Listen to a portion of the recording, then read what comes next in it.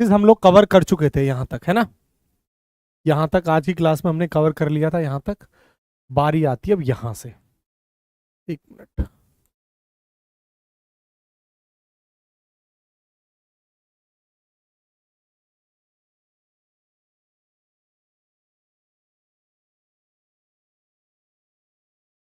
चलो भाई, समझो। वो केसेस हमने कवर कर लिए थे, अब बारी आती है इनकी। कैसे हैं सभी? आई होप सब बढ़िया हैं, अच्छे होंगे। और पढ़ाई वढ़ाई तो बहुत अच्छे से कर ही रहे होंगे आप लोग। एडमिट कार्ड आ चुके हैं और दिल की धड़कनें बहुत तेज हो गई होंगी आपकी। खाना खाने के टाइम पर खाना ठीक से खाया नहीं जा रहा होगा। मन दुखी होगा, स्वाभाविक है, होता है। मन दुखी होता है, दिल भी बेचैन होगा, और होना भी चाहिए। इतनी आसानी से सब कुछ यूं ही नहीं मिल जाता, और इतनी आसानी से मिल जाता फिर आप में और जिसको मिला है उसमें फिर अंतर क्या रहता, डिफरेंस क्या रहता। संघर्ष करने से ही आपको जीवन के मायने सीखे जाते हैं, ठीक है। और सबसे बड़ी बात क्या है कि चिंता हो क्यों ना, परेशानी हो क्यों ना। आप ऐसा ऑफिसर जा रहे हैं, आप कमीशन होके जाएंगे, जा नहीं रहे हैं, पेपर देने जा रहे हैं पहले, ठीक है। हाँ, थोड़ा करेक्ट कर लिया मैंने सेंटेंस। तो आपके लिए कुछ तो चैलेंज होगा ना। इतनी जनसंख्या है इस देश की, उसमें से आप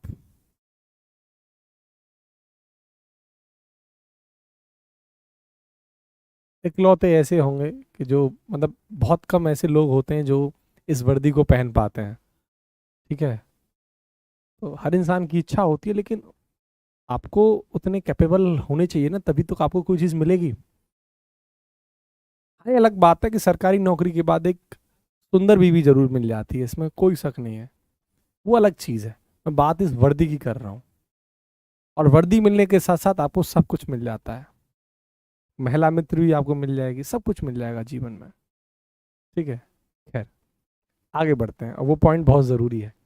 ज़रूरी क्या है कि ये जो ग्राफ आपके सामने मैंने रिप्रेजेंट किए हैं आज, अपनी पहली क्लास के अंदर मैंने इससे पहले के ग्राफ सारे कवर करा दिए थे, आपसे बोला था आप इनको जरूर एक बार देख के आना, ठीक है। और आप लोगों ने, उम्मीद कर रहा हूँ, वो देखे भी होंगे, ठीक है।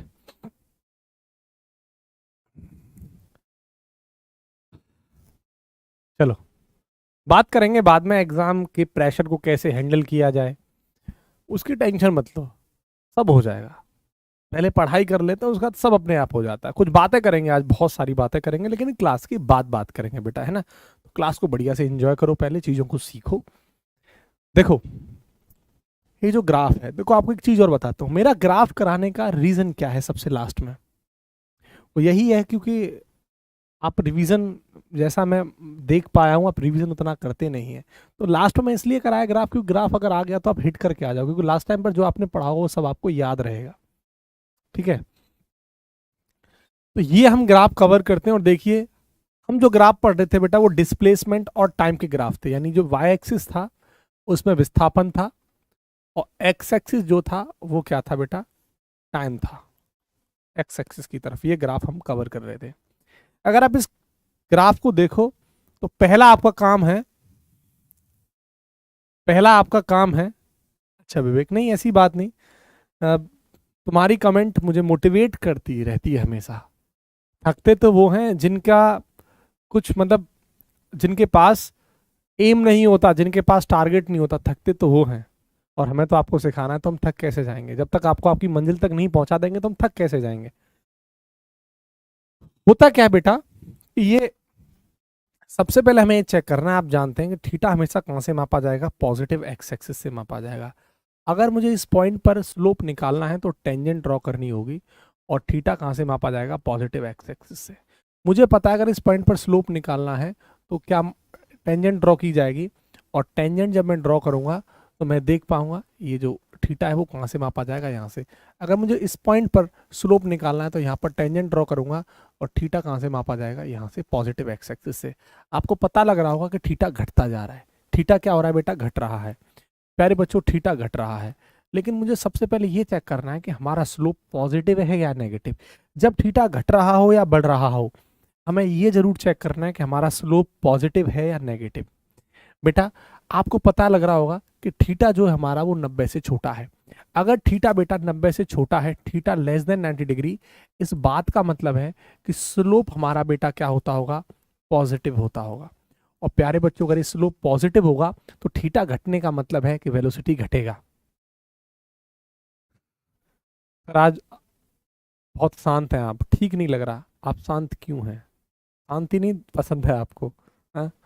तो इसका मतलब ये जो ग्राफ है थीटा घट रहे या बढ़े, तो मुझे पता लग रहा है कि जो ग्राफ होता है बेटा वो नॉन यूनिफॉर्म का ग्राफ होता है। तो ये नॉन यूनिफॉर्म, और थीटा 90 से छोटा है मतलब पॉजिटिव होगा, तो non uniform positive, slope positive है तो थीटा घटेगा तो वेग भी घटेगा, तो पॉजिटिव डिक्रीजिंग वेलोसिटी का ग्राफ। ठीक है, यानी एक समान धनात्मक घटते वेग का ग्राफ। ठीक है, क्लियर? इस पर आगे चर्चाएं करते हैं। अब आपको देखा है हमने, जब ग्राफ हमारा ओरिजिन से जा रहा हो, अगर हमारा ग्राफ ओरिजिन से हो तो आप नीचे से ऊपर की तरफ मेजर करते हैं एंगल, और जब हमारा ग्राफ ओरिजिन से नहीं जा रहा हो तो हमेशा ऊपर से नीचे की तरफ। अगर इस केस में देखा जाएगा बेटा, बहुत इंपॉर्टेंट बात मैंने पढ़ाया था कि स्लोप हमेशा जिस पॉइंट पर आप निकालेंगे वहां पर आपको टेंजेंट ड्रॉ करनी पड़ेगी। टेंजेंट का मतलब है स्पर्श रेखा।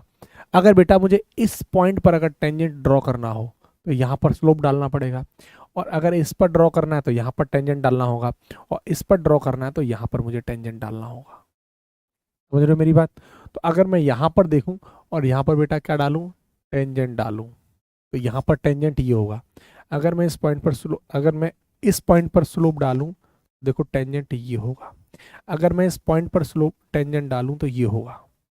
आप देख पाएंगे कि ऊपर से नीचे आ रहा हूं तो मेरा थीटा बढ़ रहा है, पहले ये था, और अब आप देखिए थीटा बढ़ रहा है आपका। अब देख पाएंगे थीटा बढ़ता जा रहा है, मतलब ठीक है, इसका मतलब बेटा थीटा आपको बढ़ रहा है। और बेटा थीटा बढ़ रहा है तो अब आपको चेक करना है कि आपका जो स्लोप है, थीटा इंक्रीजिंग, अब आपको चेक करना है बेटा कि आपका जो स्लोप है वो घटेगा कि बढ़ेगा। सॉरी, स्लोप आप गलत बोल गया, थीटा बढ़ रहा है मतलब आपको पहले अब ये चेक करना है कि आपका जो स्लोप है वो पॉजिटिव होगा या नेगेटिव, ये चेक करना है। हाँ या ना? बात मेरी समझ पा रहे हो? क्या मेरी बात आप समझ पा रहे हो बेटा? तो अब आप स्लोप चेक करेंगे तो मुझे दिख रहा है कि बेटा देखो थीटा जो है वो 90 से बड़ा है, यहाँ पर आप देख सकते हैं। और थीटा अगर 90 से बड़ा होगा तो टेन थीटा की वैल्यू नेगेटिव होगी। इसका मतलब बेटा स्लोप हमारा क्या होगा, नेगेटिव। प्यारे बच्चों स्लोप नेगेटिव होने का मतलब क्या हुआ कि अगर थीटा बढ़ रहा है तो वेलोसिटी घटेगी। इसका मतलब ये जो हमारा ग्राफ हो जाएगा बेटा, थीटा बढ़ रहा है मतलब नॉन यूनिफॉर्म का ग्राफ है, non uniform negative decreasing velocity का ग्राफ है। उम्मीद कर रहा हूं आपके दिमाग में ये कंसेप्ट बढ़िया से समझ पाए होंगे आप। क्लियर? क्लियर बेटा? नेक्स्ट, इसके बाद आगे के ग्राफ की तरफ मूव करते हैं। यहां ये कुछ ग्राफ है, वही बार बार बोल रहा हूं कि अभी हम डिस्प्लेसमेंट और टाइम के ग्राफ की बात कर रहे हैं। ये हमारा वाई एक्सिस है, मतलब ये डिस्प्लेसमेंट है, और ये हमारा एक्स एक्सिस है, मतलब टाइम है। क्या ये जो ग्राफ आपके सामने मैंने रखे हैं, क्या ये ग्राफ बेटा पॉसिबल है? बताओ, क्या ये ग्राफ पॉसिबल है बेटा? क्या ये ग्राफ पॉसिबल है? बताइए। जो आपके सामने मैंने ग्राफ बनाए हैं, ये एक और दो ग्राफ, क्या है बेटा पॉसिबल है ग्राफ? बताओ।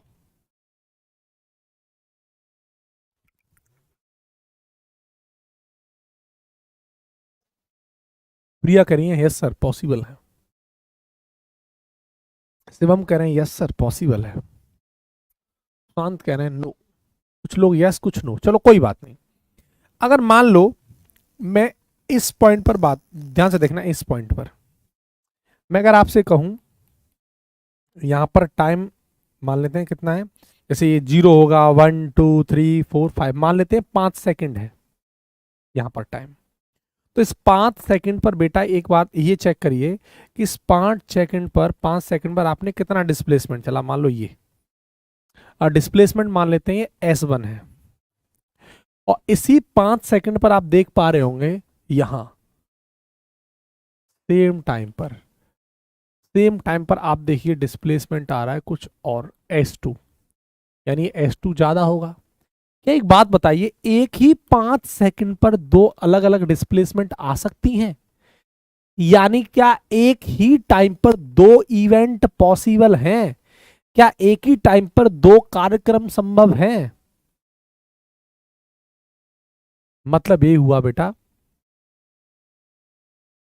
मतलब ये हुआ कि क्या एक ही टाइम पर आप लोग 5 सेकंड पर डांस भी कर रहे हो और ठुकाई भी आप में हो रही है? ऐसा संभव है क्या? हाँ, ऐसा तो संभव हो सकता है। नहीं, वाकई में तो नहीं है। इस बात का मतलब हुआ कि उसी टाइम पर रो रहे हो और उसी टाइम पर हंस रहे हो, ऐसा संभव है? बताओ, या तो हंसी लोगे या उसी टाइम पर रो ही लोगे। एक ही काम करोगे, या तो रो लोगे बढ़िया से या अच्छे से हंस लोगे। एक टाइम पर एक ही काम होगा। तो एक ही टाइम पर दो इवेंट पॉसिबल नहीं होते, इसलिए ग्राफ संभव नहीं है। नॉट पॉसिबल, यानी ये ग्राफ कैसा है बेटा? नॉट पॉसिबल, संभव नहीं है, नॉट पॉसिबल। चलो, इसके बाद यहां अगर मैं सेम यही कहानी, अगर मान लो यहां देखूं, यहां भी टाइम 5 सेकंड मान लेता हूं, तो यहां इस 5 सेकंड पर आप देखेंगे डिस्प्लेसमेंट S1 सेम इसी 5 सेकंड पर मान लेते हैं ये सेम टाइम पर। अब आप देखिए अलग अलग डिस्प्लेसमेंट होगी कि नहीं होगी ये S2? क्या एक ही टाइम पर दो इवेंट पॉसिबल हैं? नहीं ना, नहीं है ना, सेम कहानी। तो एक ही टाइम पर दो इवेंट पॉसिबल नहीं है, इसलिए ग्राफ भी कैसा होगा? संभव नहीं होगा, नॉट पॉसिबल।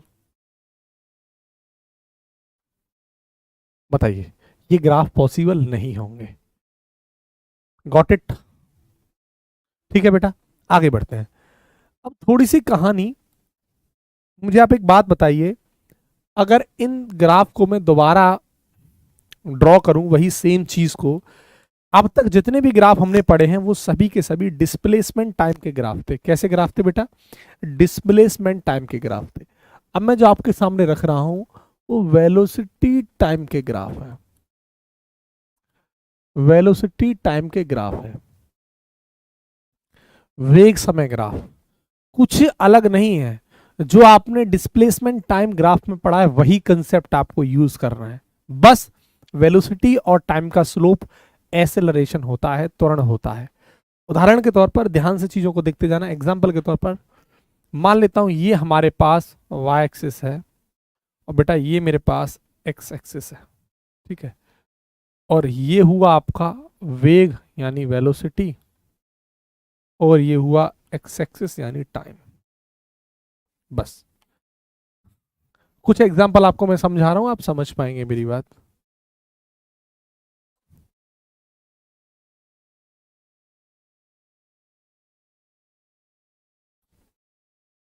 देखो आप, पहला ग्राफ क्या है? पहला ग्राफ ये है। अब बताइए, दूसरा ग्राफ ये है, वही ग्राफ जो आपको मैंने पढ़ाए थे, और तीसरा ग्राफ ये है। अब आप देख लीजिए क्या था, सिंपल सा कंसेप्ट। अगर मैं पहले ग्राफ की बात करूं तो बेटा मुझे पता है कि जो स्लोप होता है, जो स्लोप होता है बेटा वो टेन थीटा के बराबर होता है। बोलो हाँ कि ना? और जो टेन थीटा है वो क्या हो जाएगा? Velocity upon time. Velocity upon time क्या हो जाएगा? एसेलरेशन। यानी जो स्लोप है वेलोसिटी और टाइम का वो किसके बराबर हो जाएगा? एसेलेशन के। मुझे यहां से पता लग रहा है कि थीटा क्या है मेरा? 0। प्यारे बच्चों का थीटा 0 तो टेन 0 की वैल्यू 0 होगी, और टेन 0 0 होगा तो स्लोप भी क्या हो जाएगा? 0 हो जाएगा। स्लोप भी क्या है? 0 हो जाएगा। अगर स्लोप 0 हो जाएगा तो यहां से एसेलरेशन भी 0 हो जाएगा। तो जो पहला ग्राफ है इसका मतलब क्या है? यहां पर एसेलरेशन 0 होगा। रोशन सर एसेलरेशन कांस्टेंट होगा, बुद्धि खराब हो गई बेटा, है ना? ठीक जगह पे नहीं है। दूसरा ये, इसको देखो, यहां पर सेम कहानी। अब देखेंगे थीटा क्या होगा, क्योंकि स्ट्रेट लाइन है, कांस्टेंट होगा। पहली बात तो यूनिफॉर्म का ग्राफ है, यूनिफॉर्म एसिलेशन का ग्राफ है। दूसरा, अब खुद एक बात सोचिए कि यहां पर ये 90 डिग्री से कम है एंगल, तो 90 डिग्री से अगर एंगल कम है तो थीटा लेस देन 90 डिग्री, इस बात का मतलब क्या हुआ कि जो स्लोप है वो पॉजिटिव होगा। इसका मतलब बेटा कौन सा ग्राफ हो गया, कांस्टेंट या यूनिफॉर्म पॉजिटिव वेलोसिटी का ग्राफ, एक समान धनात्मक वेग का ग्राफ। बताओ कोई प्रॉब्लम, कोई दिक्कत? सेम कहानी बेटा यहां पर, मुझे पता है कि स्लोप हमारा किसके बराबर है, टेन थीटा के बराबर, और वेलोसिटी टाइम का स्लोप एक्सेलरेशन। अब मुझे ये चेक करना है थीटा हमेशा कहां से मापा जाता है, पॉजिटिव एक्स एक्सिस से।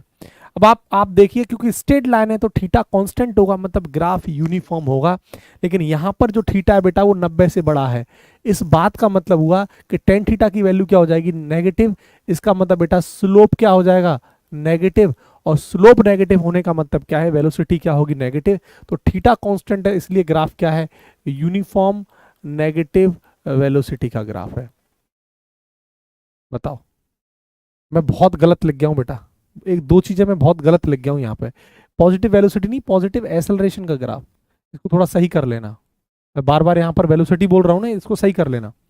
वेलोसिटी नहीं बेटा, एक्सेलरेशन होगा, इसको सही कर लेना। हाँ एक्सेलरेशन होगा, तो क्लियर है ना, कोई दिक्कत नहीं है। क्योंकि वेलोसिटी टाइम का जो स्लोप है वो एक्सेलरेशन होगा ना। ठीक है, बताओ भाई, कोई प्रॉब्लम? ठीक है सर, कोई प्रॉब्लम? अरे हाँ ठीक है, वेलोसिटी नहीं होगा, ज्ञानी हो, मुझे भी पता है। चलो क्लियर। अब आप बताइए, अब कोई भी ग्राफ अगर आपको दे दिया जाए एसलेशन का, ये अगर ग्राफ दे दिया जाए तो ये भी बना दोगे ना। अब तो कोई प्रॉब्लम नहीं है ना, कोई प्रॉब्लम नहीं है, कर लोगे, सेम वही कंसेप्ट है, अब कुछ अलग नहीं है। तो इसमें अगर बताना जस्ट टाइम का खराब करना है, टाइम को वेस्ट करने जैसा है। उम्मीद कर रहा हूँ आप ये सारे के सारे केसेस जितने भी मैं करा चुका हूँ आप कर लोगे। बोलो भाई जल्दी बताओ, फास्ट कर लोगे ना ये सब? हाँ है ना, जितने भी ग्राफ मैंने आपको दिए थे ये सब ऐसे ऐसे ऐसे, ये सब कर लोगे ना आप? सेम कहानी है, वही सब सेम कंसेप्ट है जो डिस्प्लेसमेंट टाइप में थे। कोई प्रॉब्लम तो नहीं है? ठीक है, आगे बढ़ रहा हूं फिर मैं अब। ठीक है, इसके बाद ये सारे केसेस, इसके बाद मैं आपके पास आ रहा हूं एक्सेलरेशन टाइम के ग्राफ पर। एक्सेलरेशन टाइम के ग्राफ पर, ये एक्सेलरेशन टाइम का ग्राफ है, त्वरण और समय के ग्राफ है ये, एक्सेलरेशन टाइम ग्राफ।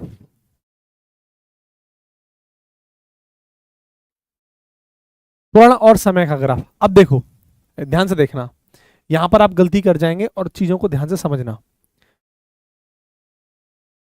प्रिया एक मिनट के बाद में इस क्वेश्चन को पूछना है ना, पहले मैं इसको एक्सप्लेन कर दूं। याद है तुमने जो क्वेश्चन पूछा है, ये देखो, ये आपका हुआ एक्सेलरेशन वाई एक्सिस में है, और एक्स एक्सिस में बेटा क्या है, टाइम यानी समय। दोनों ग्राफ ऐसे ही है। अगर आप इस ग्राफ को देखोगे तो अगर आप एक्सेलरेशन और टाइम का स्लोप निकालोगे तो बताओ निकल के आएगा, कुछ नहीं। आप मुझे बताइए क्या एक्सेलरेशन टाइम का स्लोप निकलेगा? तो गलती करेंगे आप यहां पर। यानी यहां पर अगर मैंने लिखा कि अगर बेटा स्लोप जो होता है वो टेन थीटा के बराबर होता है, और डिस्प्लेसमेंट सॉरी एक्सेलरेशन और टाइम का स्लोप क्या होगा बताइए? कुछ नहीं, सिंपल। भाई एक्सेलरेशन अपॉन टाइम क्या होता है, कुछ नहीं ना।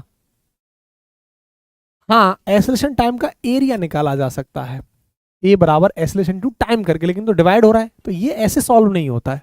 यहाँ क्या होता है कि आप देख रहे हैं पॉजिटिव एक्सिस से, ये एक्सिस है, ये टाइम एक्सिस है यानी एक्स एक्सिस है, और ये वाई एक्सिस है।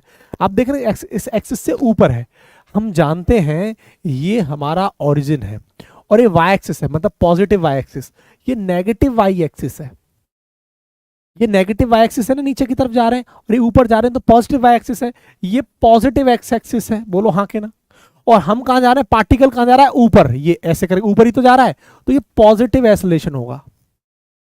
अगर यहां देखो पार्टिकल कहां है, नीचे, ओरिजिन से कहां है, नीचे, मतलब ये नेगेटिव एक्स एक्सिस होगा। मेरी बात का मतलब समझे क्या कह रहा हूं? बोलो भाई।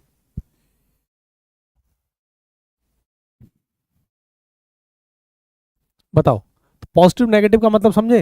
लेकिन अगर मैं तुमसे पूछूं कि बताइए एसलेशन कांस्टेंट होगा, क्या होगा इस केस में? हाँ, इस केस में एसलेशन कांस्टेंट होगा, क्योंकि यहां स्लोप नहीं निकाल सकते आप एसलेशन और टाइम का। तो यहां क्या देखना है कि लाइन स्ट्रेट है, मतलब यहां पर क्या है, कांस्टेंट होगा।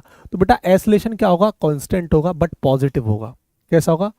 एसलेशन कांस्टेंट होगा लेकिन कैसा होगा, पॉजिटिव होगा। और यहां पर जो एसलेशन है वो कभी कांस्टेंट होगा बट नेगेटिव होगा।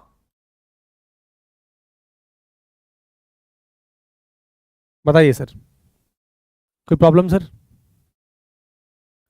कोई प्रॉब्लम? बताओ।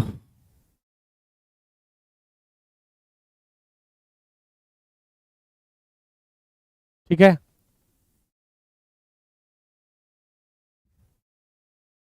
चलो आगे बढ़ते हैं। अब आपके सामने मैं एक ग्राफ रख रहा हूं और इस ग्राफ को प्यार से देखिए। जितना पढ़ा है हूं ना, वो सब इस ग्राफ में आ गया है। अगर ये नहीं दिख रहा है तो आप इसको देख सकते हैं, ये आपको दिख जाएगा। ये दिख रहा है? जितना सब कुछ पढ़ा है ना इस ग्राफ में आ गया है। आपका दिमाग को खोल देता हूँ। यूपीएससी एनडी ने ये वाला सवाल पूछा था, देखो ये वाला ग्राफ अभी बताऊंगा, लेकिन देखो अभी आपके दिमाग को खोल देता हूँ थोड़ी देर के लिए, फिर बंद कर दूंगा। देखो कैसे, आपको याद है डिस्प्लेसमेंट टाइम का ग्राफ है, हम ऐसे जा रहे हैं तो क्या होगा, थीटा कांस्टेंट तो वेलोसिटी कांस्टेंट। डिस्प्लेसमेंट टाइम का ग्राफ स्लोप वेलोसिटी होगा, थीटा जीरो तो वेलोसिटी जीरो। रुका, रुक जाएगा पार्टिकल स्टेशनरी। अब ये देखो, कांस्टेंट कांस्टेंट वेलोसिटी होगा लेकिन नेगेटिव होगा, रिटार्डेशन सॉरी नेगेटिव होगा। क्लियर? कोई दिक्कत? बाकी का ये ऊपर बढ़ रहा था ये हम देख चुके थे, और ये वाला केस भी स्टेट वाला समझ पढ़ चुके हैं।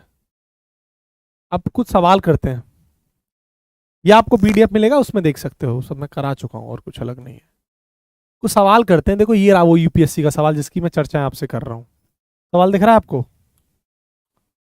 ये है यूपीएससी एनडीए का सवाल।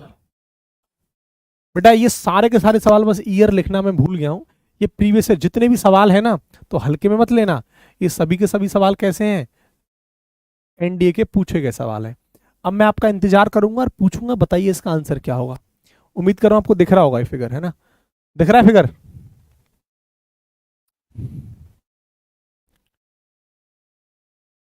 बताओ क्या आंसर होगा। अब बताइए, सवाल को पढ़िए ढंग से और सवाल का आंसर दीजिए क्या होगा। ये फिगर है बेटा, कहीं कहीं प्रॉब्लम होगी तो सही कर लेना। Figure shows a velocity time graph, ये वेलोसिटी टाइम ग्राफ है। Which part of the graph show retardation, कौन सा पार्ट रिटार्डेशन शो करेगा मंदन, ये पूछ रहा है। बताओ, ए बी सी डी आपके पास आंसर है। इतना टाइम नहीं लगना चाहिए। रिटार्डेशन यानी मंदन पूछ रहा है, मंदन का मतलब जहां एक्सेलरेशन नेगेटिव होता है उसे कहा जाता है। आप देखिए, अगर ओए को देखूं तो मुझे पता है कि वेलोसिटी टाइम का जो स्लोप होगा वो एक्सेलरेशन आएगा। बेटा यहाँ पर थीटा कांस्टेंट होगा नो डाउट, और थीटा 90 से छोटा होगा। इसका मतलब थीटा जब 90 से छोटा होगा तो यहाँ पर एक्सेलरेशन पॉजिटिव होगा। ठीक है, ओ एक ये कैसा होगा, पॉजिटिव एक्सेलरेशन। ये देखो थीटा यहाँ पर जीरो होगा, तो भैया वेलोसिटी टाइम का जो स्लोप है वो क्या होगा, एक्सेलरेशन। तो इसका मतलब थीटा जीरो तो एक्सेलरेशन जीरो। अब आ जाता है आपका ये वाला कंसेप्ट, ये वाला। अगर सी डी को देखो या ओ ए को देखो, बात तो एक ही है, तो यहाँ भी पॉजिटिव। अब इस बी सी को देखो आप, अगर बी सी को ध्यान से देखोगे और यहाँ पर थीटा पॉजिटिव एक्सिस से ड्रॉ करोगे तो आप देख पाओगे थीटा क्या है, 90 से बड़ा है। और बेटा जब इस बी सी वाले केस में थीटा अगर 90 से बड़ा होगा तो आप जानते हैं टेन थीटा नेगेटिव होगा, स्लोप नेगेटिव मतलब एक्सेलरेशन क्या होगा, नेगेटिव।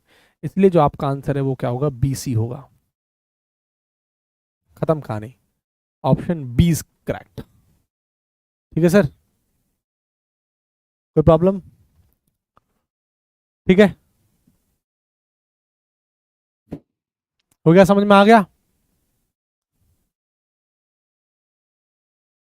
आगे बढ़ा जाए, चलो नेक्स्ट। ये सवाल का आंसर दो। जितने भी सवाल हैं सब एनडी ने पूछे हैं, सारे के सारे सवाल। अब बताओ इस सवाल का आंसर क्या होगा। A ball is throne upward ball को ऊपर की तरफ फेंका जा रहा है, what will be the velocity time curve for the time of flight. बताओ क्या होगा, एक गेंद को उठाकर ऊपर की तरफ फेंका जाता है, उसकी उड़ान के दौरान उसका वेग समय चक्र क्या होगा, मतलब वही वेलोसिटी टाइम का मतलब ग्राफ कौन सा होगा ये पूछ रहा है। बॉल को ऊपर फेंका जाता है, ए ऑप्शन इसको दे देता हूं,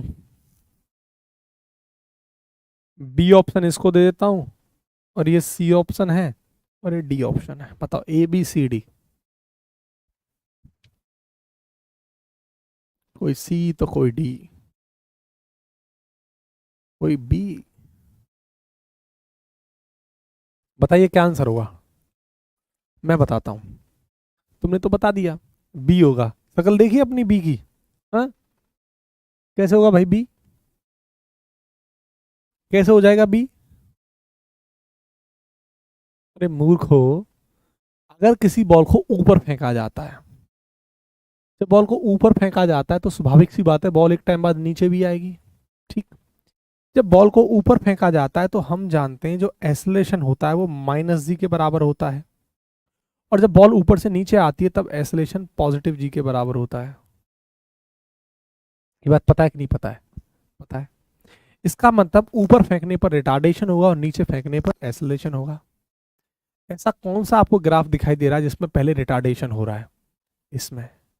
लेकिन ये आंसर नहीं है, क्योंकि बॉल को ऊपर फेंका लेकिन बॉल नीचे भी तो आएगी कुछ समय बाद, इसलिए इस बी से ऑप्शन बढ़िया सी होता है। आप देखो इसमें रिटार्डेशन आपको शो कर रहा है, थीटा 90 से बड़ा है और इसमें थीटा 90 से छोटा है। और अगर इस ग्राफ को देखोगे तो पहले एसलेशन और बाद में रिटार्डेशन, इसलिए डी नहीं होगा। इसलिए आंसर क्या होगा मेरे भाई, ये आपका सी ऑप्शन सही होगा। ये आपका आंसर है। बी क्यों नहीं होगा आपको समझ में आ गया होगा।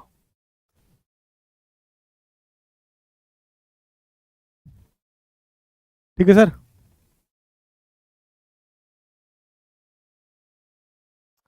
मेरे भाई टाइम ऑफ फ्लाइट क्या होता है बताना। टाइम ऑफ फ्लाइट क्या होता है? उड़न काल। टाइम ऑफ फ्लाइट का मतलब क्या होता है, जितना गए हो उतना ही वापस जाना और आना। टाइम ऑफ फ्लाइट का मतलब क्या है कि जैसे मान के लो कोई प्रोजेक्टाइल मैंने किया ये, तो ये हुआ आपका टाइम ऑफ फ्लाइट। तो जाने में जो टाइम लगा प्लस आने में जो टाइम लगा, इन यानी टी बराबर जाने वाला टाइम ऑफ डिसेंट और आने वाला टाइम ऑफ असेंट, ये टाइम ऑफ फ्लाइट पूरा टाइम कहलाता है। तो जाना और आना इसको टाइम ऑफ फ्लाइट कहते हैं, उड़न काल। ठीक है भैया। मंतोष कह रहे हैं कि डी क्यों नहीं होगा। भैया डी क्यों हो जाएगा, देखना पहले थीटा 90 से छोटा होगा तो एसलेशन पॉजिटिव होगा, और पहले जब बॉल को ऊपर फेंकेगा तो एसलेशन क्या होगा, नेगेटिव होगा ना। तो डी तो कभी संभव नहीं है, डी तो कभी जीवन में नहीं होगा।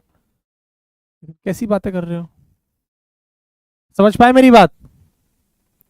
चलो इस सवाल का आंसर दो, बताओ।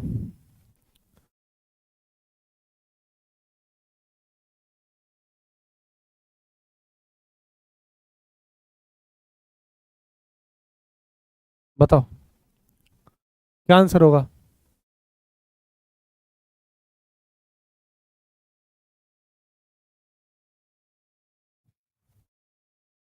बताओ what is the correct statement for the figure B T curve. पूर्ण का मान धनात्मक व नियत है, यानी value of acceleration is positive and constant, initial velocity is negative, velocity is constant, none of the above. क्या आंसर होगा? सभी के सभी एनडी के सवाल हैं बेटा, ये प्रीवियस ईयर के। बेटा देखो, हमें पता है जो ग्राफ है वो वेलोसिटी और टाइम का ग्राफ है। अगर ध्यान से देखा जाए तो अगर मैं स्लोप देखूं तो ये थीटा, ये भी थीटा, यानी थीटा कांस्टेंट है, मतलब यूनिफॉर्म एसलेशन का ग्राफ है ये, यूनिफॉर्म। और दूसरी बात, थीटा जो है वो 90 से छोटा है, मतलब पॉजिटिव एसेलरेशन। तो ये बेटा यूनिफॉर्म पॉजिटिव एसेलरेशन का ग्राफ है। और इसमें इनिशियल वेलोसिटी नेगेटिव नहीं होगी बेटा, ऊपर जा रहे हैं तो पॉजिटिव होगी, इसलिए ये तो कभी नहीं होगा। और वेलोसिटी इज कांस्टेंट, क्योंकि वेलोसिटी और टाइम का स्लोप तो एसलेशन होता है, ये भी कभी नहीं होगा। तो value of the acceleration is positive and constant, इसलिए इसका आंसर ए सही होगा, मतलब ए आंसर है इसका। ठीक है, क्लियर। चलो भाई नेक्स्ट।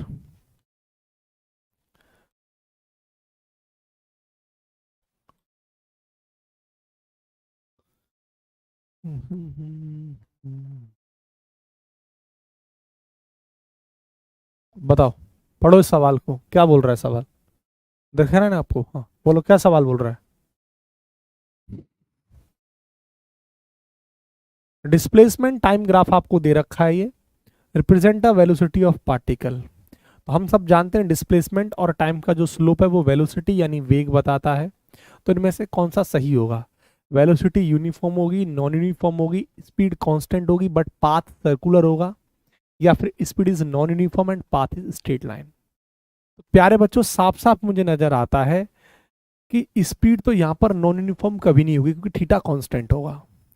उसने बोला कि स्पीड कांस्टेंट होगी लेकिन पाथ सर्कुलर होगा, ये तो कभी नहीं है संभव। तो सी और डी तो वैसे ही खत्म हो गए।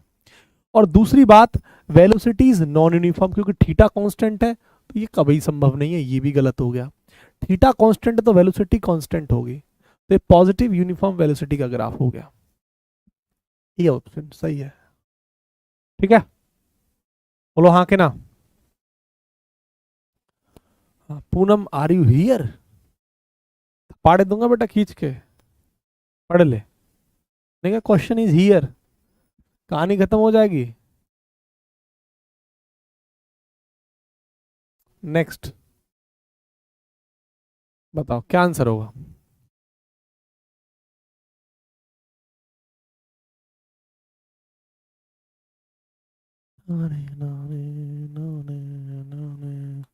बताओ। As shown in figure velocity of particle in distance time graph, यानी आपको, यदि आपको डिस्प्लेसमेंट और टाइम का ग्राफ दे रखा है तो इनमें से कौन सा सही स्टेटमेंट है?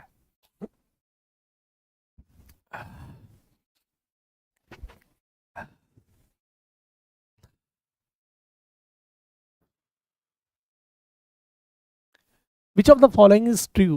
V is constant but negative. Slope is grossly decreasing. Acceleration is infinite. A particle has two position at a point. ऐसा तो डी तो कभी नहीं दिख रहा, एक पॉइंट पर दो पोजीशन तो दिखाई नहीं दे रही पार्टिकल की। क्या आंसर होगा? चलो एक काम करते हैं, इस ग्राफ को देखते हैं। पहली बात, आपको ग्राफ साफ साफ दिखाई दे रहा होगा, थीटा 90 से बड़ा है, मतलब ये स्लोप नेगेटिव है।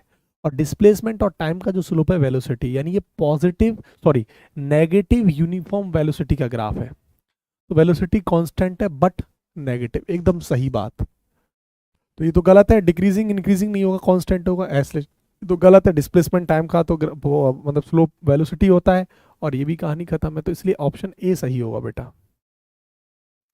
ठीक है, एक कह रहा है सर बी 50% सही है। अगर अभी भी तुम ग्राफ को गलत कर रहे हो ना, पता है तुम बहुत बड़े पापी हो, कोई पुराने जन्म में कर्म खराब करे होंगे। ठीक है, तो आज आप इतना शांत क्यों, मतलब क्या चाहते हो? क्या चाहते हो, मतलब चिल्लाऊं? हाँ, बताओ चिल्लाऊं क्या? मतलब पढ़ना नहीं है? वाह, ठीक है, बहुत बढ़िया। क्वेश्चन करने में ना तुम्हारी हालत खराब हो जाती है। ये हो गया, ये हो गया, ये हो गया, और ये भी हो गया, ये भी हो गया, और ये आ गया। एनडीए का सवाल है, सब प्रीवियस ईयर के हैं सब। बताओ।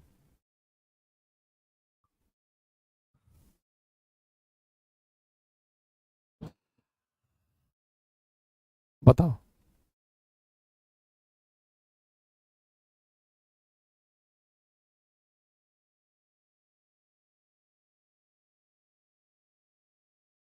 सवाल बोल रहा है कि shown in figure velocity time graph is shown area under the curve will be. तो वेलोसिटी टाइम का एरिया क्या होगा बताओ, पढ़ाया था आज ही क्लास में। क्या होगा? वेलोसिटी इनटू टाइम, एरिया कैसे निकालेंगे? एरिया बराबर वेलोसिटी इनटू टाइम। क्या होगा? डिस्प्लेसमेंट के बराबर, वेग के बराबर। इसका मतलब क्या आंसर आ जाएगा? सी। पढ़ाया था ना आज क्लास में। Got it. नेक्स्ट, अब ये रहा सवाल। ये सवाल ऑलमोस्ट आपको बुक में भी गलत मिलेगा सॉल्यूशन इसका। बहुत सारी बुक में इसका सॉल्यूशन गलत मिलेगा आपको। सॉल्व करिए, लगाइए दिमाग, करिए, ट्राई करिए। एक फिगर दे रखा है और ये फिगर वेलोसिटी टाइम का ग्राफ है, लेकिन ये सेमी सर्कुलर पाथ दे रखा है। अर्धवृत्त, find the distance travel at the end of 7 second by particle. तो 7 सेकंड तक इस पार्टिकल ने कितनी दूरी तय करी, ये पूछ रहा है। इसका ओरिजिन है और यहाँ तक ये 7 सेकंड ये टाइम है और ये वेलोसिटी है। बताओ, बोलो बोलो मेरे भाई, बताओ क्या आंसर होगा इसका।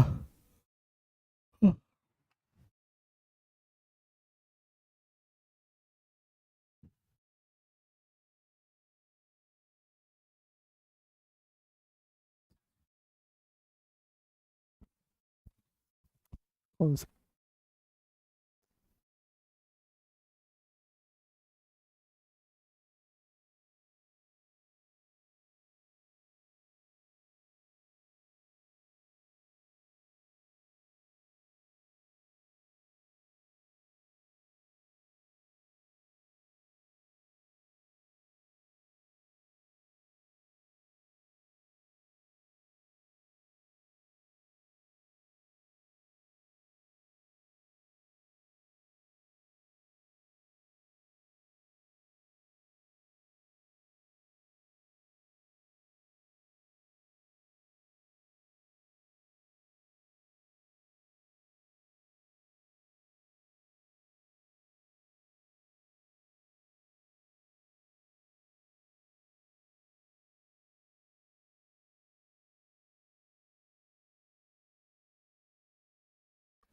चलो भाई,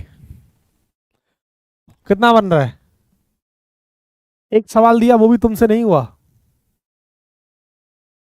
करें दिमाग लगाओ। देखो होता क्या है इस सवाल के अंदर, कि आपसे पूछ रहा है कि सेमी सर्कुलर पाथ में उस पार्टिकल ने 7 सेकंड तक कितना डिस्प्लेसमेंट तय किया। और सेमी सर्कुलर पाथ के अंदर जो डिस्टेंस या डिस्प्लेसमेंट हम कैलकुलेट करते हैं, तो बेटा वो कितना आता है? पाई आर स्क्वायर बाई 2, ये तो होता है।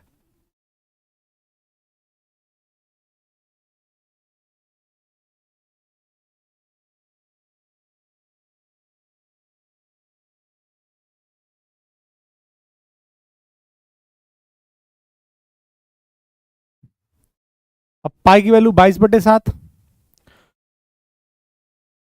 हाँ ऑलमोस्ट 19 मीटर के आसपास आएगा, देखता हूँ। तो ये आ जाएगा पाई are square by 2, 22/7।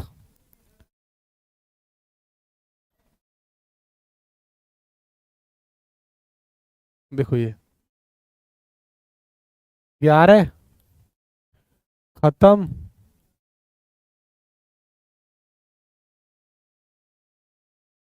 19 point something आता है, लगभग ऑलमोस्ट मैं 19 बोल सकता हूँ। लेकिन ये ध्यान रखना, सवाल किताबों में सवाल का आंसर शायद 7 या 11 दे रखा है, गलत दे रखा है उसको। इसका आंसर ए होगा। अब बच्चा क्या करता है, सवाल को गलत कैसे करता है? बच्चा क्या करता है, इसका एरिया निकाल देता है और इसी तरीके से सवाल को गलत कर देता है। वो सॉल्यूशन में भी आई थिंक ऐसा ही कुछ दे रखा है। आप जब पाथफाइंडर की बुक उठाओगे वहां ये गलत सॉल्यूशन है उसमें बाकायदा। आप जब जब भी सेमी सर्कुलर पाथ का जब आप डिस्टेंस या डिस्प्लेसमेंट निकालते हैं तो उसका फॉर्मूला यही तो होता है, इसलिए। ठीक है, तो इसका आंसर होगा 19 मीटर, ही ध्यान रखना। नेक्स्ट।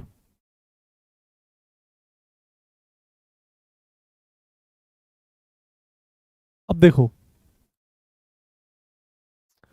ये होता है ग्राफ खत्म। यहाँ पे ग्राफ बेटा पूरी तरीके से कवर हो जाते हैं, फिनिश। अब जो नया मैं फिजिक्स का चैप्टर आपको कराऊंगा वो कौन सा कराऊं, ये बताइए। ग्राफ तो हो गए फिनिश, फिनिश। अब फिजिक्स का जो नया चैप्टर होगा, अभी केमिस्ट्री स्टार्ट करूंगा बेटा, ग्राफ फिनिश। अब जो नया चैप्टर है फिजिक्स का, वो क्या कराया जाए ये बताओ, कौन सा कवर कराएं? देखो ध्यान से देखते जाना थोड़ा सा। 1D हो गया, हीट हो गया, लाइट हो गया, साउंड हो गया, हो गया। 1D में सब कुछ हो गया, हीट में सारे चैप्टर हो गए, लाइट में भी सब कुछ हो गया, रिफ्रैक्शन रिफ्लेक्शन सब हो गया, और साउंड हो गया, एनएलएम हो गया, वर्क पावर एनर्जी हो गया, है ना, और ग्रेविटेशन हो गया।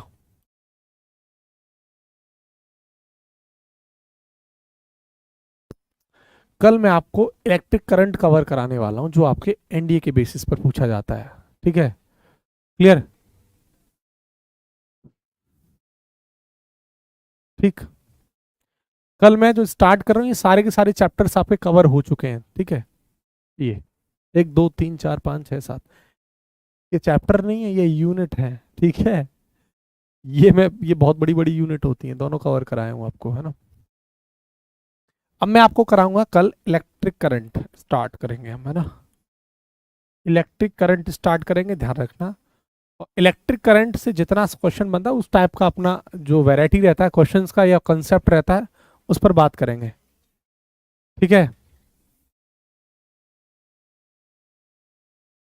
ठीक है। तो जो नया चैप्टर होगा बेटा, वो इलेक्ट्रिक करंट होगा अब। चलो तो फिर केमिस्ट्री स्टार्ट करते हैं।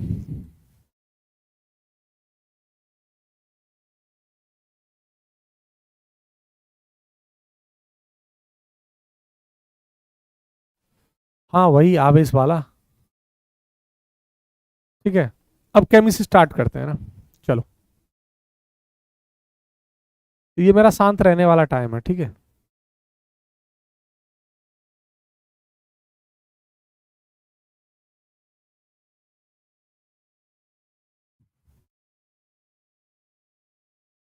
चलो आगे बढ़ते हैं।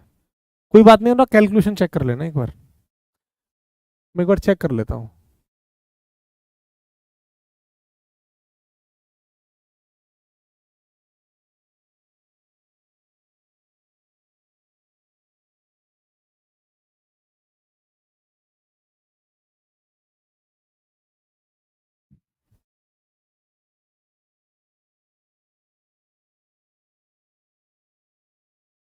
ग्राफ 2, चलो।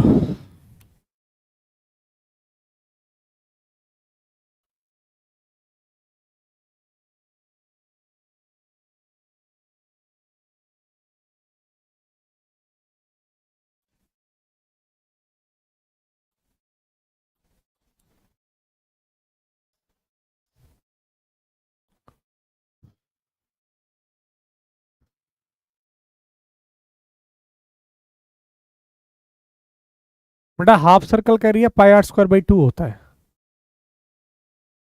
ठीक है, उसका एरिया ऐसे ही निकलेगा।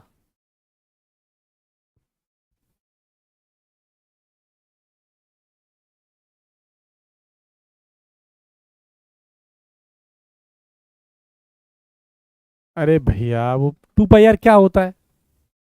क्या होता है 2πr? खत्म है कहानी। सर्कल का एरिया क्या होता है, सेमी सर्कल का एरिया? πr²/2।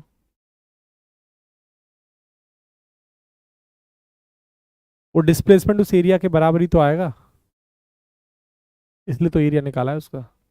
19.25 समथिंग आएगा, इसलिए नियरली 19 आंसर है उसका। चलो आगे बढ़ते हैं बेटा, नेक्स्ट। अब देखो केमिस्ट्री। केमिस्ट्री में ध्यान से देखना, चैप्टर का नाम है atom and molecules. Atom and molecules. Atom माने परमाणु, मॉलिक्यूल्स माने अणु।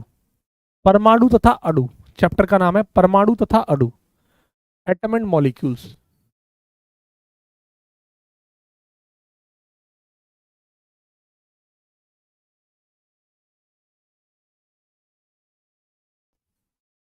ये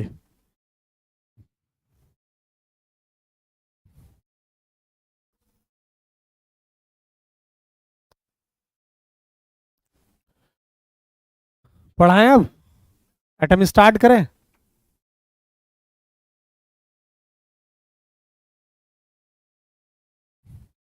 हो गया बहुत देर तुम्हारी कहानी खत्म।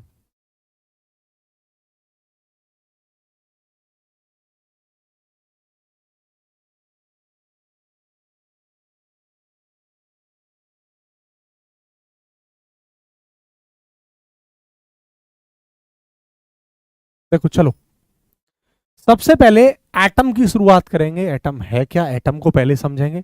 ध्यान से सुनते जाना सब चीजों को, है ना। तो एटम को पहले समझते हैं बेटा। देखो होता क्या है, ये हमारे पास एटम है और एटम के अंदर न्यूक्लियस रहता है। ये रहा, ये एटम के बीचों बीच एकदम न्यूक्लियस रहता है। ये एटम के बीचों बीच कौन है, ये न्यूक्लियस है। और न्यूक्लियस के अंदर क्या होते हैं, पॉजिटिव चार्ज, यानी प्रोटॉन और न्यूट्रॉन होते हैं। ठीक है। और ये रेड कलर वाला बेटा क्या है, ये एटम है, परमाणु है। अब होता क्या है, इसके चारों तरफ सेल होती हैं, यानी एटम के चारों तरफ क्या होती हैं, सेल होती हैं, जिन्हें कहते हैं कक्षा। सेल होती हैं यानी जिन्हें कहते हैं कक्षा। एक, दो, ऐसे करके सेल होती हैं, ऐसे करके सेल होती हैं। सेल माने क्या होता है, कक्षा। इस सेल को कहा जाता है के, इसको कहा जाता है एल, इसको कहा जाता है एम, और इसको कहा जाता है एन सेल। बेसिकली के, एल, एम और एन बेटा ये क्या है, सेल है, यानी हिंदी में से कहते हैं कक्षाएं। इतनी बात समझ में आ रही है। तो एटम के चारों तरफ क्या होती हैं, सेल होती हैं। दूसरी बात, इस एटम के अंदर जो बेटा ये क्या है, चार्ज है, पॉजिटिव होता है। सॉरी, एटम के अंदर न्यूक्लियस है, न्यूक्लियस के अंदर क्या है, पॉजिटिव चार्ज। और जो पॉजिटिव चार्ज होता है बेटा, इसे कहा जाता है प्रोटॉन। प्रोटॉन। और होता क्या है कि इन सेल में इलेक्ट्रॉन रिवॉल्व करता है, इलेक्ट्रॉन घूमता है। क्या घूमता है, इलेक्ट्रॉन। इलेक्ट्रॉन के पास क्या होता है, नेगेटिव चार्ज होता है। और प्रोटॉन के पास क्या होता है बेटा, पॉजिटिव चार्ज होता है। बात आती है कि इलेक्ट्रॉन का जो चार्ज है वो कितना है, नेगेटिव चार्ज मतलब इलेक्ट्रॉन पर जो चार्ज होता है वो कितना होता है, -1.6 10⁻⁻19 कूलाम, चार्ज की यूनिट कूलाम होती है। और प्रोटॉन का बेटा जो चार्ज है वो मैग्नीट्यूड प्रोटॉन और इलेक्ट्रॉन के चार्ज का सेम होता है, बस ये प्लस होता है तो वो माइनस। लेकिन इनका जो परिमाण है वो आप देख सकते हैं 1.6 10⁻⁻19 है, और इसका भी उतना ही है। अब साथ में ये तो हो गया प्रोटॉन और न्यूट्रॉन। और मुझे पता है जो प्रोटॉन का जो मास होता है वो कितना होता है, 1.627 इंटू 10⁻⁻27 kg होता है। और अगर मैं बात करूं इसकी इलेक्ट्रॉन की, तो बेटा इस इलेक्ट्रॉन का जो मास होता है वो 9.1 इंटू 10⁻31 kg होता है। अब होता क्या है, प्रोटॉन जो है यानी न्यूट्रॉन भी न्यूक्लियस के अंदर रहते हैं। तो बेसिकली न्यूट्रॉन न्यूट्रल रहता है। जो न्यूट्रॉन है बेटा, न्यूट्रॉन क्या रहता है, न्यूट्रल। न्यूट्रल का मतलब क्या है, न्यूट्रल का मतलब होता है एक ऐसी बॉडी जिस पर चार्ज क्या है, पॉजिटिव और नेगेटिव दोनों सेम है। मतलब अगर टोटल चार्ज देखूं तो वो जीरो, तो न्यूट्रॉन पर जो चार्ज होता है वो जीरो होता है, इसलिए कहते हैं उसे न्यूट्रल यानी उदासीन। लेकिन इसका जो मास होता है ना, इस न्यूट्रॉन का जो मास होता है, तो न्यूट्रॉन का मास प्रोटॉन के मास के बराबर होता है, लगभग प्रोटॉन के मास के बराबर होता है। बोलो हाँ कि ना। ठीक है, ये छोटी छोटी बात है, पहले समझ लो। ठीक है, क्लियर। आगे बढ़े, आगे बढ़ते हैं। इसके बाद, इसके बाद देखो सीधे एलिमेंट पर चलते हैं। एलिमेंट पर, एलिमेंट्स। यहां थोड़ा सा जैसे मान के चलो, ऐसे काम करते हैं। एक्स मान के चलो मेरे पास कोई एटम है, भी एटम पर ही देखो पहले एलिमेंट। एक्स मेरे पास कोई एटम है, ठीक है। ट्विटर का भी क्या है, ए भैया ऑफलाइन वालों, जनवा दूंगा बेटा मैं 2 मिनट में। पढ़ नहीं सकते, हम नहीं जानते, हम जानते हैं आपको। पायल सिंह, कल मिलना बेटा तुम ऑफलाइन में, बताऊंगा मैं तुम्हें कौन जानता है कौन नहीं जानता है। ठीक है, पढ़ मत लेना। पायल की जगह घुंघरू बना दूंगा, ध्यान रखना, पढ़ लो। ठीक है, पढ़ना नहीं है। तो एक्स बेटा ये एटम है, ये क्या है, एटम। लैक है, जैसे मैंने लिखा क्लोरीन, ब्रोमीन, नाइट्रोजन, मैंने लिख दिया नाइट्रोजन। ऐसे नाइट्रोजन हो गया, ऑक्सीजन हो गया, क्लोरीन हो गया, ये सब क्या है, एटम ही तो है ये सब। ठीक है,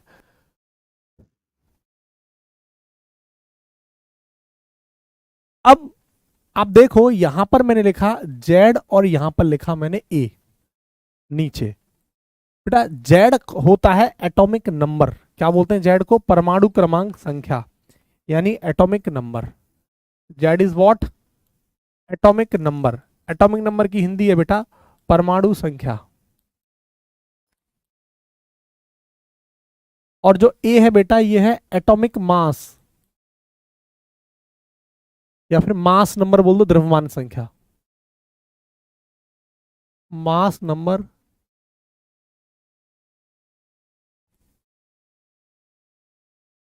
द्रव्यमान संख्या, ये होता है। अब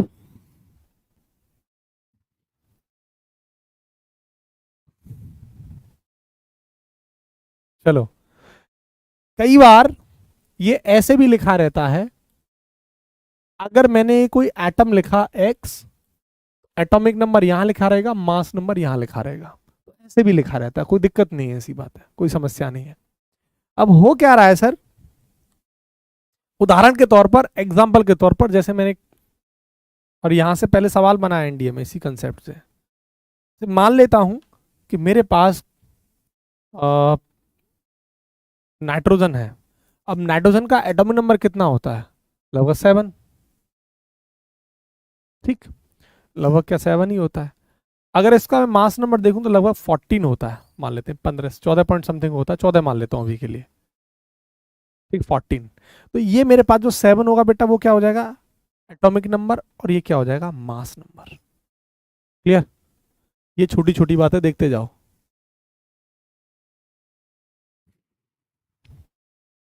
एक मिनट,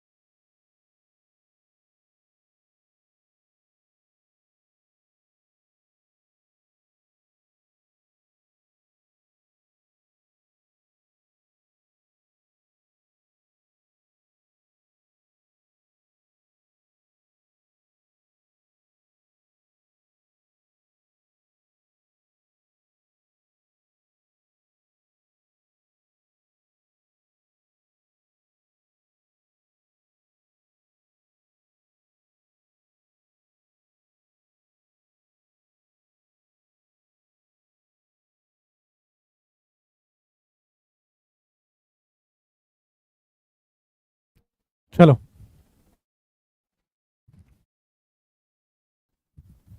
देखो नेक्स्ट। अब आगे देखो, जैसे मान लो मैंने कहा आपसे जो एटॉमिक नंबर होता है, यानी जिसको मैं जेड से रिप्रेजेंट करता हूं, अब जिसका जो एटॉमिक नंबर है, प्रोटॉन की भी संख्या उतनी ही होती है। मतलब अगर मैं कहूंगा आपसे कि जेड किसके बराबर होता है, जेड किसके बराबर होता है, नंबर ऑफ प्रोटॉन के, प्रोटॉन की संख्या के बराबर। एनपी का मतलब क्या, प्रोटॉन की संख्या, नंबर ऑफ प्रोटॉन। तो जेड हमेशा नंबर ऑफ प्रोटॉन के बराबर होता है। अब एक फॉर्मूला और है, वो और देख लो, कि जो मास नंबर होता है बेटा वो Z plus number of neutron के होता है। जेड प्लस ये एन, एन का मतलब क्या, नंबर ऑफ न्यूट्रॉन, ये फॉर्मूला है। ठीक है, इसके बाद या फिर मैं इस फॉर्मूले को लिखना चाहूं तो ऐसे भी तो लिख सकता हूं, जेड की जगह number of proton plus number of neutron, क्योंकि मुझे पता है कि जो जेड है वो नंबर ऑफ प्रोटॉन के बराबर है, तो इस फॉर्मूले को मैं ऐसे भी लिख सकता हूं।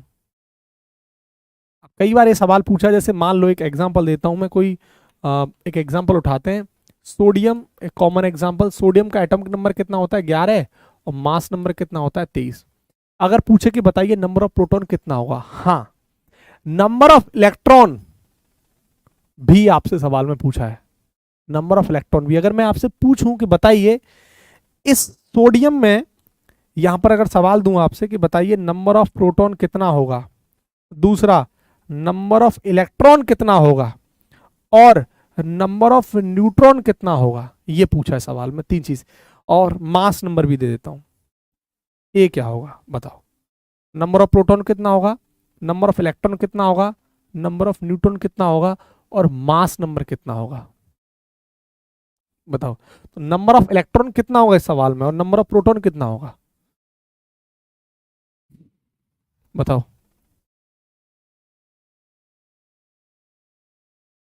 बताओ बताओ।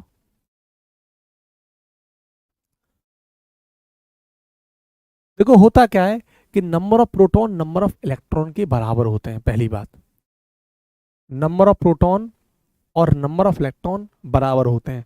मतलब ये हुआ कि जो नंबर ऑफ प्रोटॉन और नंबर ऑफ इलेक्ट्रॉन हमेशा एटॉमिक नंबर के बराबर होता है, और एटॉमिक नंबर कितना है 11। इसका मतलब नंबर ऑफ प्रोटॉन भी कितना होगा 11, और नंबर ऑफ इलेक्ट्रॉन भी कितना होगा 11, पहली बात, ठीक है। अब इसका मतलब नंबर ऑफ न्यूट्रॉन कैसे निकालते हैं, मास नंबर में से एटॉमिक नंबर माइनस कर दीजिए, 23 में से 11 माइनस कर दो तो कितना आ जाएगा 12। तो नंबर ऑफ न्यूट्रॉन कितना हो जाएगा 12, और मास नंबर कितना दे रखा है 23, सिंपल, बस ये है। लेकिन ये जो फॉर्मूला है ना वो न्यूट्रल के लिए है। किसके लिए है, जब आपका एटम न्यूट्रल हो। आपके एटम न्यूट्रल का मतलब क्या, उस पर कोई चार्ज नहीं है, ना ही पॉजिटिव चार्ज है और ना ही नेगेटिव चार्ज है। ये सिर्फ और सिर्फ न्यूट्रल के लिए फॉर्मूला है। अगर मैंने आपको सवाल ये दिया कि बताओ ऑक्सीजन है, या मैग्नीशियम बोल दिया मैंने, या ऑक्सीजन बोल दिया, ठीक है, ये 6 है, ये 12 है, लेकिन अब ये न्यूट्रल नहीं है, इस पर -2 चार्ज रहता है ऑक्सीजन पर, या फिर मैंने मैग्नीशियम बोल दिया, ठीक है।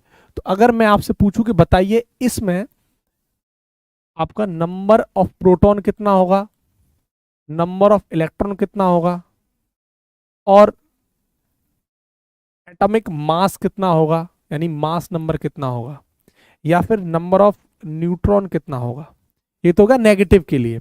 लेकिन अगर मैं पॉजिटिव की बात करूं, जैसे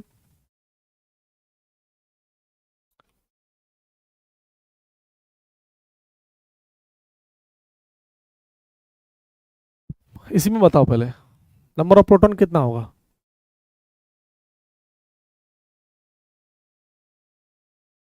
ये तो क्लियर है।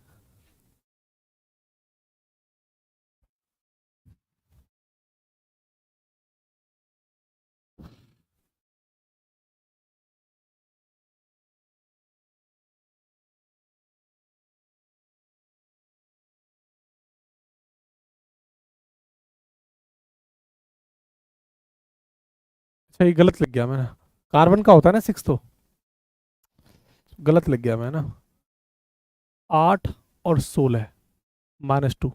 अब बताओ, हाँ हाँ ठीक है 8 होगा, बताओ।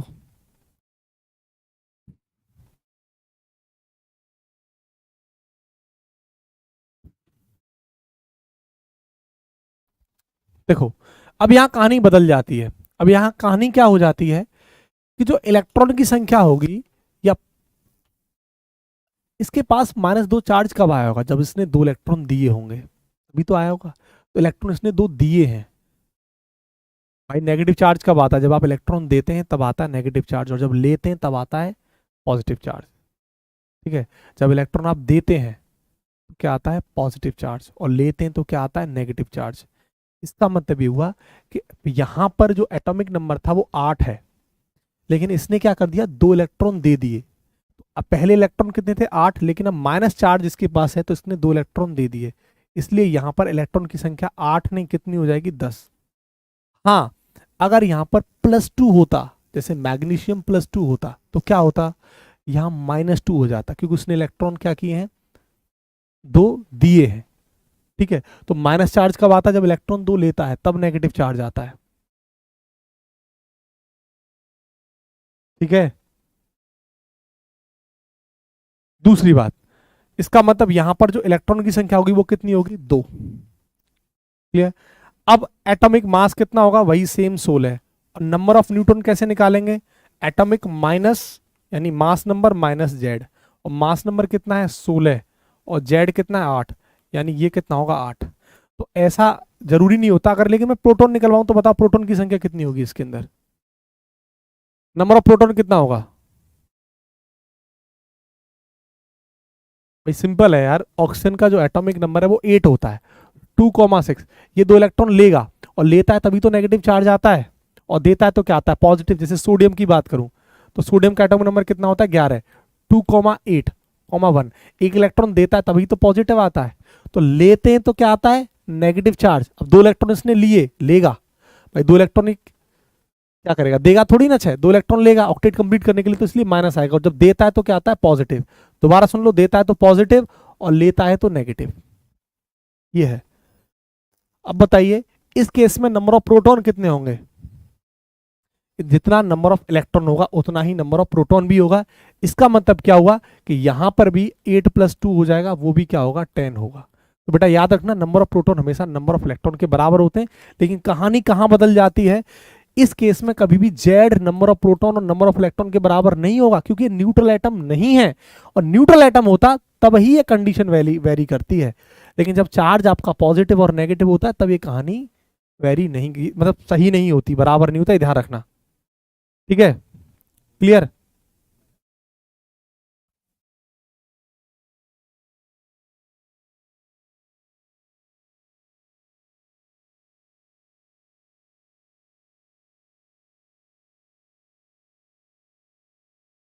ठीक है, अब इसके बाद जैसे मैग्नीशियम है मेरे पास, मैग्नीशियम का एटॉमिक नंबर कितना होता है? 12। अब देखो, 2, 8, 2, अभी क्या करेगा? इलेक्ट्रॉन 2 दे देगा। जब इलेक्ट्रॉन 2 देगा तो इस पर क्या आ जाएगा? +2। तो मैग्नीशियम क्या होता है? +2। अब इस पर जो चार्ज होगा वो +2 होगा, ये पॉजिटिव चार्ज के लिए है। अब मुझे एक बात बताइए, मैग्नीशियम के केस में यहां पर नंबर ऑफ प्रोटॉन कितना होगा, नंबर ऑफ इलेक्ट्रॉन कितना होगा, और मास नंबर कितना होगा, और नंबर ऑफ न्यूट्रॉन कितना होगा? बताओ, बोलो।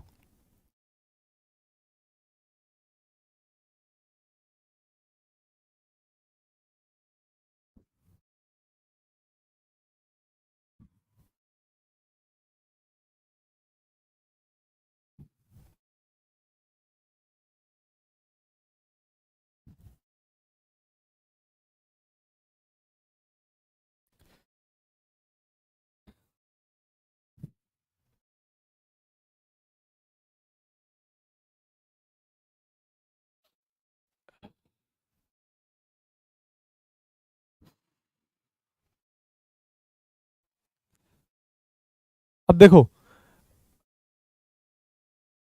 अगर इलेक्ट्रॉन की बात करूं तो देखो इसका जो 12, अब क्या करेगा? 2 इलेक्ट्रॉन कब आया इसने, इसके पास जब दे दिया तब, तो -2 हो जाएगा, इसमें से क्या हो जाएगा? -2। तो नंबर ऑफ इलेक्ट्रॉन कितने हो जाएंगे? 10। सिंपल। ठीक है, मैं कुछ गलत लिख रहा हूँ क्या?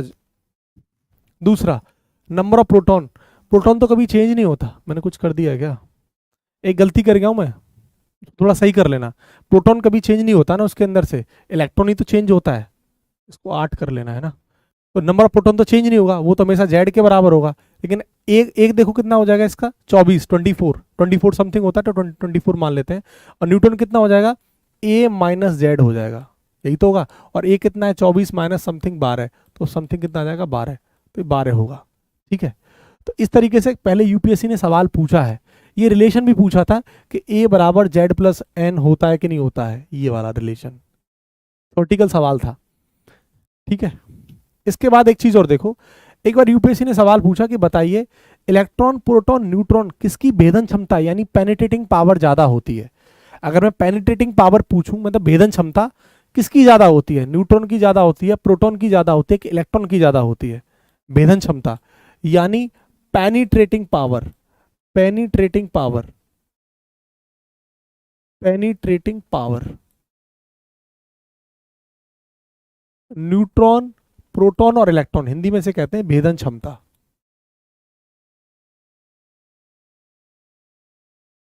पेनिट्रेटिंग पावर इलेक्ट्रॉन की ज्यादा होती है कि प्रोटॉन की ज्यादा होती है कि न्यूट्रॉन की ज्यादा होती है? सबसे ज्यादा। इलेक्ट्रॉन की डिस्कवरी किसने करी थी? जे थॉमसन ने करी थी।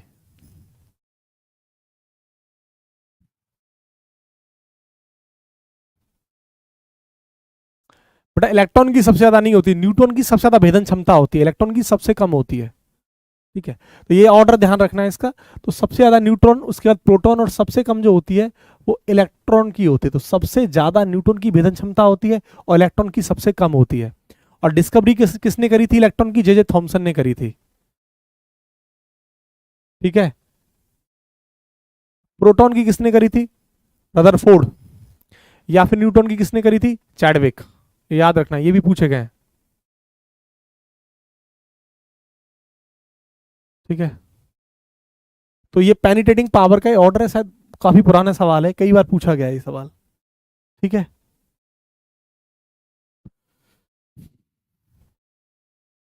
नेक्स्ट। आज के लिए इतना ही, इसके बाद मैं ना कल डिस्कस करूंगा आपसे। ठीक है, यहां से आगे कल पढ़ेंगे।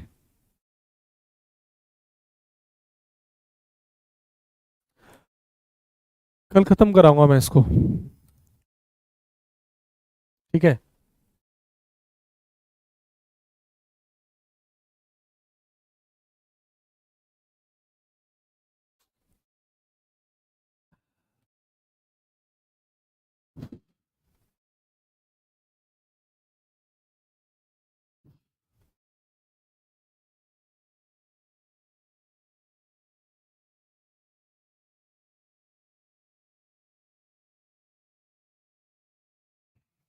चलो यार, है ना, कल डिस्कस करेंगे यहाँ से आगे। बाकी का कल मैं फिजिक्स में आपको इलेक्ट्रिक करंट स्टार्ट करूंगा, है ना। और कल इलेक्ट्रिक करंट को मैं ख़त्म करा दूंगा। अगर मतलब जो 7:15 वाली जो क्लास होती है, अगर उसमें इलेक्ट्रिक करंट फिनिश नहीं हो पाया तो फिर शाम को मैं 7 बजे वाली क्लास में इलेक्ट्रिक करंट ख़त्म करा दूंगा। पहले लेकिन ये वाला चैप्टर ख़त्म करेंगे, उसके बाद इलेक्ट्रिक करंट ख़त्म करेंगे, है ना। तो कल आपका electric current with questions finish हो जाएगा कल। कोशिश करना थोड़ा सा पढ़ के आना कि करंट क्या है, रेजिस्टेंस क्या है, प्रतिरोध, रेजिस्टेंस किन किन चीज़ों पर, किन किन फैक्टर्स पर डिपेंड करता है, रेजिस्टिविटी प्रतिरोधकता किस किस बात पर डिपेंड करता है ना। क्या क्या रिलेशन है सेमीकंडक्टर के साथ या कंडक्टर के साथ, अलॉय के साथ, ये सवाल पहले पूछे गए हैं। या फिर लेंथ वाले क्वेश्चंस कैसे बनते हैं, जब लेंथ को कम या ज़्यादा करते हैं तो रेजिस्टेंस कैसे कम या ज़्यादा होता है। एक बार इसको थोड़ा देखना है ना, कंडक्टर क्या होते हैं, सेमीकंडक्टर्स क्या होते हैं, होल्स क्या होते हैं। ठीक है, एक बार अगर चीज़ों को देखना थोड़ा सा, बाकी नहीं देखना है तो कोई दिक्कत नहीं है। ठीक है, बाकी अब बेटा कल कल मुलाकात करेंगे ना। यहाँ से आगे मैं कल कंटिन्यू करूँगा, पढ़ाई करते रहें बढ़िया से। और आपके जो एग्ज़ाम सेंटर है वो आ चुके हैं। बर्निंग ऑफ कैंडल बेटा अब actually physical and chemical change दोनों होगा। उसके पीछे रीज़न क्या है? Burning of candle is a physical change and chemical change, दोनों होता है। क्योंकि उसमें से जब कैंडल को हम जलाते हैं तो मोम भी आता है नीचे, वो फिजिकल चेंज में आ जाता है। और उसमें से आग भी जल रही होती है, तो आग जल रही है तो क्या है? ये केमिकल चेंज है। तो chemical change and physical change दोनों होता है बर्निंग ऑफ कैंडल में, कैंडल के जलने में। ठीक है, तो बाकी का कल पढ़ाई करेंगे बढ़िया से। ठीक है, अच्छे से पढ़ना। ठीक है, बढ़िया से मेहनत करते रहो। और एग्ज़ाम बेटा बहुत नज़दीक है, ज़्यादा टाइम अपना ख़राब मत करो, डेली का मत कहलवाया करो। अच्छे से पढ़ोगे तो अच्छा रिजल्ट दोगे, और अच्छे से नहीं पढ़ोगे तो अच्छा रिजल्ट नहीं दोगे, स्वाभाविक है। अगर अच्छा करोगे तो अपने लिए अच्छा करोगे, बुरा करोगे तो अपने लिए बुरा करोगे। ध्यान रखना, अच्छाई में सब लोग शामिल होते हैं, जब आपका बुरा होता है तो कोई शामिल नहीं होता। जब आपका सिलेक्शन होगा तो सब रिश्तेदार नातेदार सब आ जाते हैं, दोस्त सब आते हैं। लेकिन जब आपका सिलेक्शन नहीं होता ना, रिटन क्वालिफाई भी नहीं होगा ना, तो आपको सब ताने मारेंगे, सब कुछ नहीं होगा। और उस टाइम वो फीलिंग ना वो अलग आती है, नेक्स्ट लेवल। तो इसलिए ऐसा दिन मत लाओ, बाकी का मेहनत करते रहो। और लास्ट में ऊपर जितना मेरे से होगा मैं उतना आपके लिए एफर्ट लगाता रहूँगा। उसके लिए आप बिल्कुल परेशान मत होना, बिल्कुल भी मतलब एकदम दुखी मत होना। इवन मैं आपको भी, मेरी प्लानिंग है मैं आपको कंप्लीट एक बार रिवाइज कराऊँ, थ्योरी के साथ भी क्वेश्चंस भी आपको लगवाना। लास्ट के 10-15 दिन मैं ऑलमोस्ट आपको क्वेश्चन ही क्वेश्चन कराऊंगा। 10 दिन भी अगर मैं कराऊंगा ना क्वेश्चन, तो भी मेरे लिए सफिशियंट है, क्योंकि मैं लगातार क्वेश्चन की क्लास दूंगा आपको। 2-2 3-3 घंटे क्वेश्चन करवा दूंगा। 4-5 दिन में आपके सारे क्वेश्चन भी खत्म हो जाएंगे, आप रिवाइज भी कर लेंगे। लास्ट में जितना पॉसिबल होगा मैं उतनी मैराथन आपको दूंगा। लेकिन चीज़ें क्या है कि आप अगर मैं ही कराता रहूं और आप रिवाइज नहीं करें, मतलब रिकॉल नहीं करें चीज़ों को, तो कोई फ़ायदा नहीं रहेगा उसका। आपको करना क्या है? रिवाइज करना है। ये ध्यान रखना, ठीक है।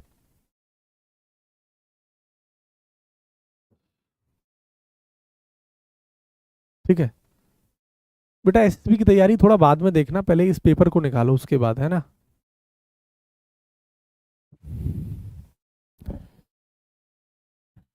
चलो ठीक है फिर यार, है ना।